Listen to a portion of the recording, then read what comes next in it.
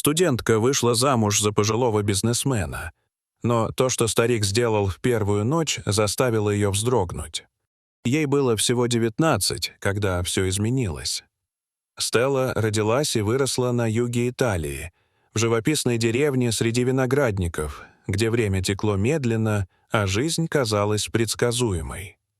Ее семья поколениями владела небольшой винодельней, но времена изменились. Долги, засуха, конкуренция — все навалилось разом.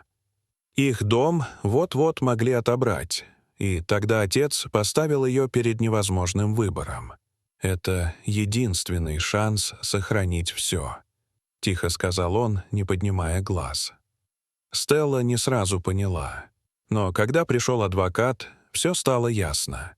Богатый международный инвестор Виктор Марчелли предлагал решение — покрыть все долги, сохранить бизнес и даже обеспечить семье стабильное будущее. В обмен — брак со Стеллой. Не романтическое предложение, не союз сердец, а договор. Виктору было 77. Он владел корпорацией от логистики до искусственного интеллекта и входил в тройку самых влиятельных бизнесменов Юго-Восточной Азии.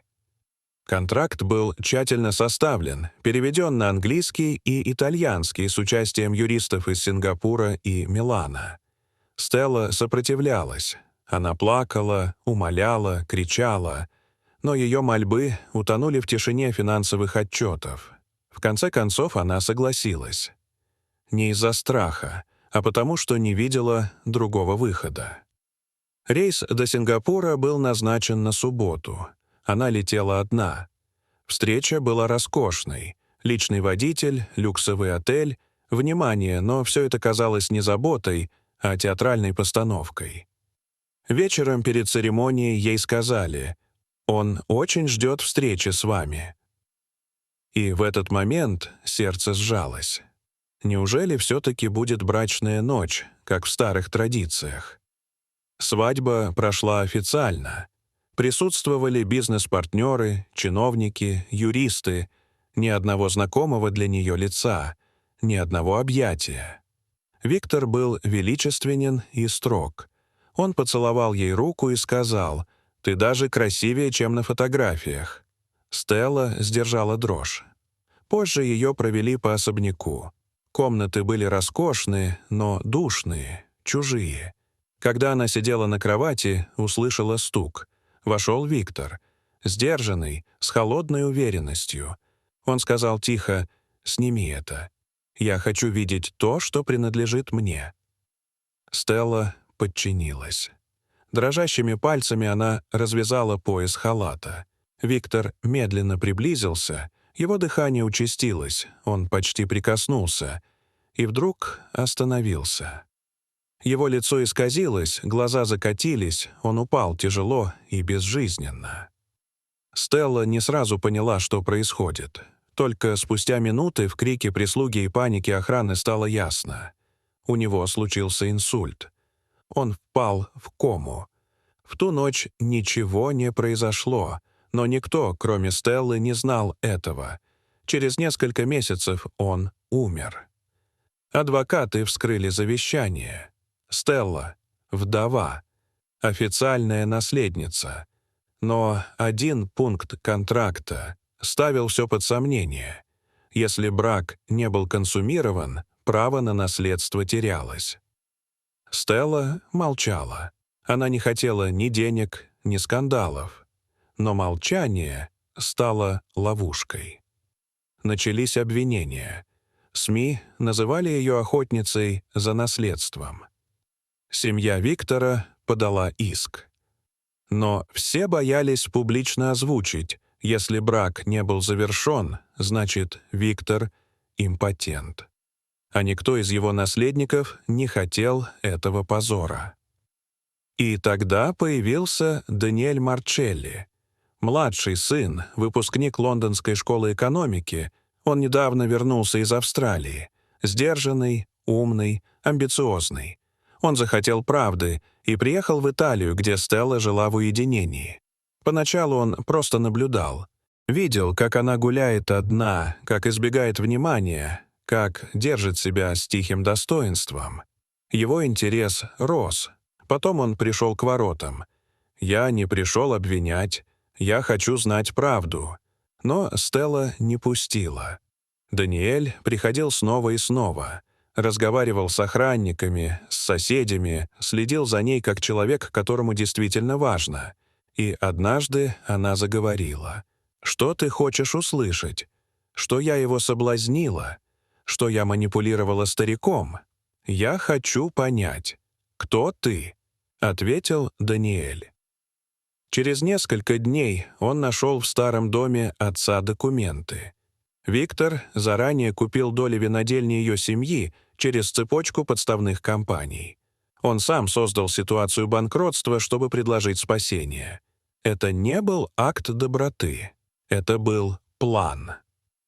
Даниэль пришел к Стелле снова и произнес: «Прости меня». За него. За то, что я думал, она кивнула. Между ними что-то зародилось. Тихо, незаметно. Без громких слов, без обещаний, но с новым дыханием жизни. Каждый взгляд, каждое прикосновение Даниэля было осторожным, уважительным, словно он боялся разрушить ее хрупкий покой. Стелла впервые чувствовала, что может быть собой. И именно в этом состоянии уязвимой близости, когда дни текли спокойно, она заметила перемены в себе.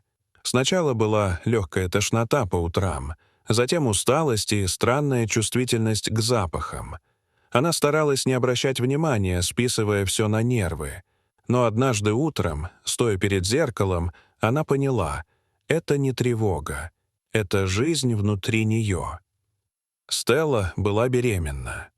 Ее пальцы дрожали, когда она положила руки на живот. Мысль о ребенке от Даниэля вызывала бурю эмоций. Радость, страх, надежду, панику. Но самой сильной была тревога. По условиям брачного контракта, если она забеременеет в течение года после смерти Виктора, она теряет все — дом, защиту, даже право на молчание, которое так ценила. Она боялась сказать Даниэлю. Не потому, что не доверяла ему, а потому, что боялась, что снова станет источником разрушения, теперь уже в его жизни. Она избегала его взгляда, отдалялась, прятала живот под одеждой, старалась вести себя как обычно. Но Даниэль чувствовал. Он знал ее уже слишком хорошо. В одну из ночей, когда он вернулся и застал ее сидящей в темноте на веранде, он просто сел рядом и тихо спросил: «Ты боишься сказать мне?» Стелла долго молчала, а потом прошептала: «Я беременна». Он не сказал ни слова, только обнял ее крепко, с такой силой, будто хотел защитить не только ее, но и ту жизнь, которая только зарождалась. «Мы справимся», — сказал он. «Теперь ты не одна». Стелла отказалась от большей части наследства. Она оставила только старую винодельню в Италии, землю своей семьи. Они поженились в маленькой деревне. Без камер, без гостей. Только они. «Я выбираю тебя не как вдову, не как наследницу, как женщину, с которой я хочу начать сначала», — сказал Даниэль. «Я твоя по своему выбору», — ответила Стелла. Дорогие зрители, что вы думаете об этой истории? Расскажите, пожалуйста, в комментариях. А если вам понравилось это видео, то ставьте лайк и подписывайтесь на наш канал. До свидания.